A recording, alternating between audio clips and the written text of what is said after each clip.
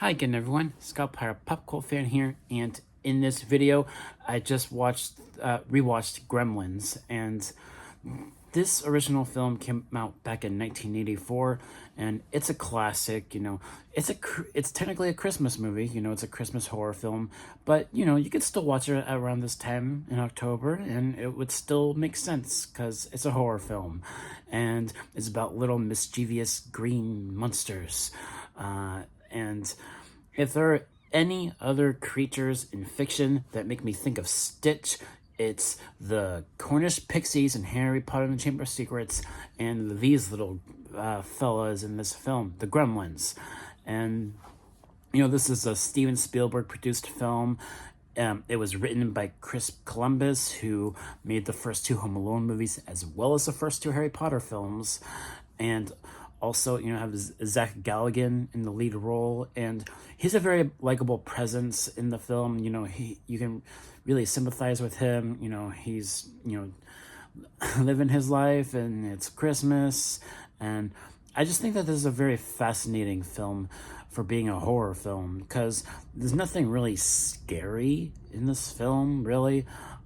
It's just it's not really much of a horror film. It's more of a horror film than the second film, I'll say that. But it's more of a comedy, really. Especially in this one scene, or in a couple scenes, actually, with the Gremlins, that just was completely amplified in the second film and created the basis for all the campiness and the humorness in the second film. But yeah, and also I did not know this until after watching the movie, but Jerry Goldsmith did the score, and I love the score. I love that iconic Gremlins theme. It's very catchy, and yeah, Jerry Goldsmith, legendary composer he is.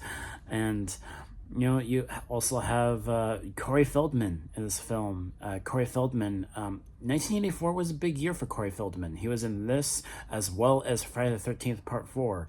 So, nice having him in the cast. And overall, it's just, I like the cinematography. I think the look of the Gremlins, Gizmo was gifted to Billy by his dad, who went to this store in Chinatown, and this guy wasn't selling Gizmo. He didn't want Gizmo to be sold for good reasons, but alas, Billy's dad got the Mogwai Gizmo and gave it to his son, and that sort of trickled into a lot of other stuff that happened in the film. This is an old film, and it's a classic, and I do think that this is a must-watch for those of you that want like a Christmas-themed movie to watch, or it's a horror film because it can also be watched now. And it's on the Max service. Go ahead and watch it there if you haven't already. This is a good film. It's a classic, and I like the characters. I like the girl that Billy's love interest is, basically. She has a very dark, tragic backstory for why she doesn't like Christmas. And wow, that was probably the the most disturbing thing about this film, hearing why she doesn't like Christmas. And I felt for her.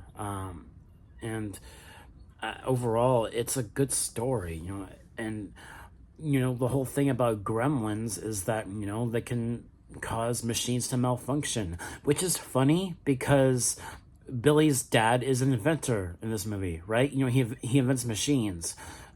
So and that's what Gremlins are known for in folklore, messing up machines and all that. And I think that's just so fascinating, all that stuff there. And yeah, I think this is a movie that still holds up even now, 40 years later. This movie is celebrating its 40-year anniversary this year. The movie came out in June, actually, in 1984. So technically, this movie came out in the summer back in 1984, which is an interesting time for this movie to come out, even though it's a Christmas film. So that's interesting. And yeah, Steven Spielberg produced this film. And Chris Columbus, it's just so fascinating with the crew that made this film. And the second film, I don't think it's as good as this one, but I still enjoy that as well. And I've heard that there is a potential third film in development, but it's been a few years since there's been anything in regards to that. But it's not like this franchise is completely dormant, because I think there's like a few like animated shows on Max for this franchise, so it's not completely dormant. There's like a few things going on Max with the animated shows. So yeah, and overall, this is a very solid film. It's a classic, and the only real flaw I have with this movie is, it can be I think the pace is perfect, but there is one character in this movie I don't really care for, and I just think that it's a very charming, very cute film to watch as well. It's PG, and or I think it's PG-13 or PG. It came out in the 80s. I'm pretty sure it's like PG or something. So yeah. If I had to give this a grade, definitely an A. That is my review for Gremlins, and I hope that that third film, whatever it turns out being, eventually comes out. It's been a few years since there's been any news in regards to that, though, so we'll see. So that should do it for this review. Thank you guys so much for watching, and I'll see you all next time. Peace.